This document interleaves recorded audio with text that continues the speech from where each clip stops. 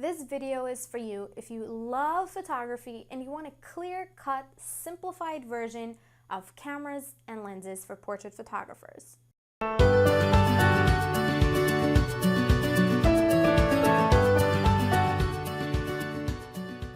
Hey, my name is Razy Cement from Vivid Studios Photography Academy, and today I want to give you my take on cameras and lenses after being in the portrait industry for over 10 years.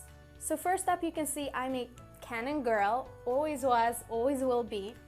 These are the two types of cameras I currently own. One is called a large sensor camera and one is a small sensor camera.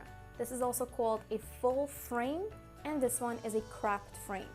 Now the difference between the two, first of all, you can see that the full frame is a little heavier. It is probably 3 times the price of the small sensor. This one here is a 5D Mark III, and this one, my small sensor, is a hobbyist camera body. It's designed for people that are just starting out and want to play around. So this is a small sensor. This is a Canon Rebel T3i, pretty old. Every camera has what's called a sensor inside.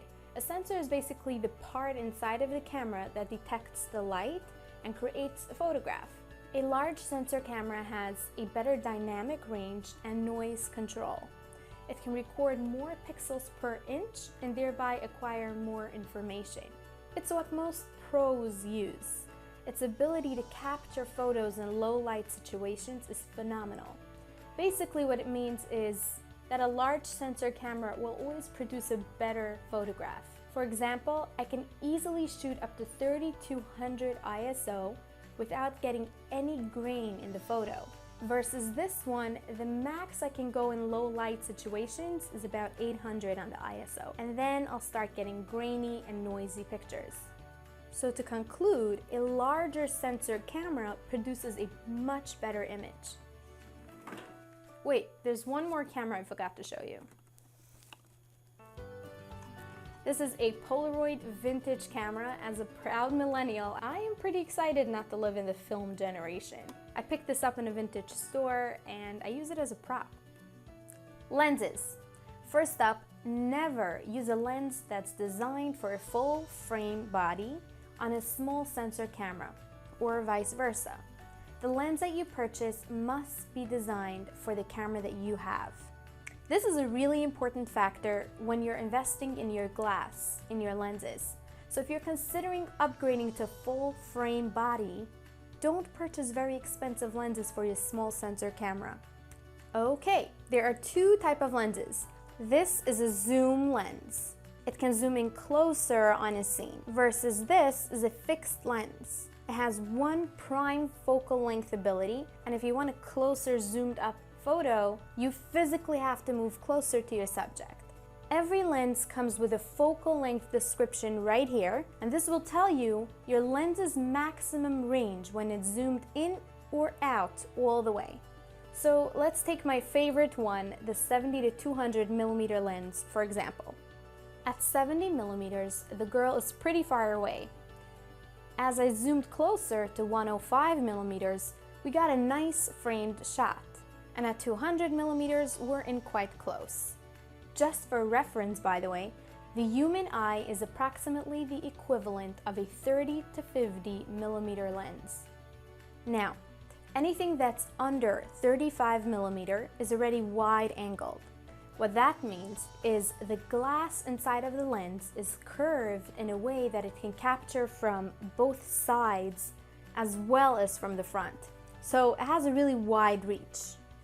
It's perfect for when you're working in a small space and you need to be able to capture the full scene. Now, this is relevant at events where you're shooting a large crowd. So on a standard telephoto lens, like a 50 millimeter, you wouldn't be able to reach one end of the family portrait till the other. So people would get cut off. And then people might complain that they were by your wedding, but there are no portraits of them. If you're shooting events, get yourself a wide-angled lens. This is my studio. I stood at the exact same spot in both shots.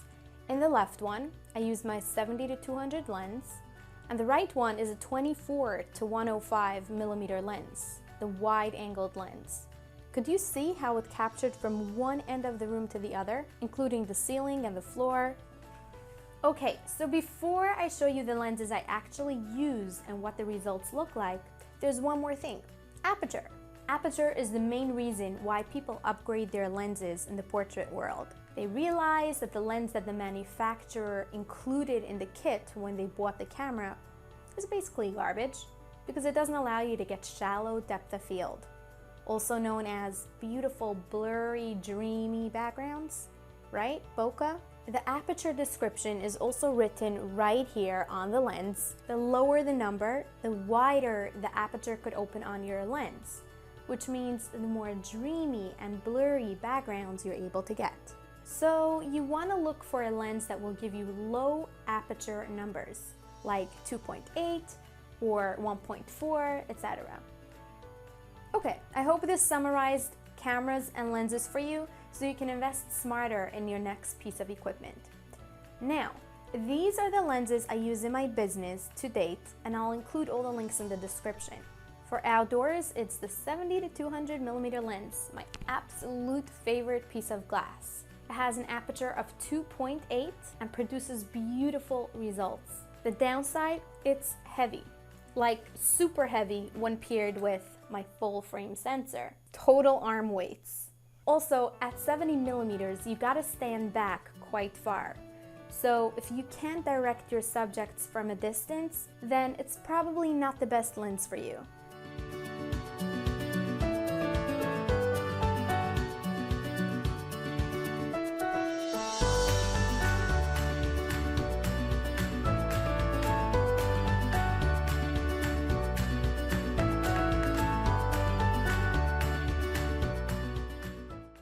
This is my studio lens, which I use for indoors and events. It's the 24 to 105 millimeter with an aperture of 4. So typically for indoors, I don't have to go as low in aperture.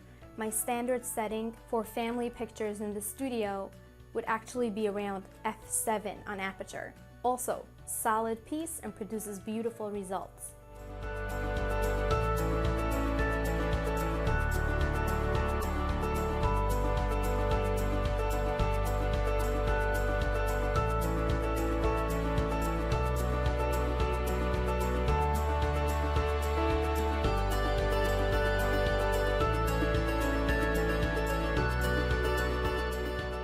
Next is my newborn macro lens. This is the only lens I own that's not a Canon. It's the Sigma Art 35mm lens with an aperture of 1.8. It produces beautiful, dreamy newborn photos.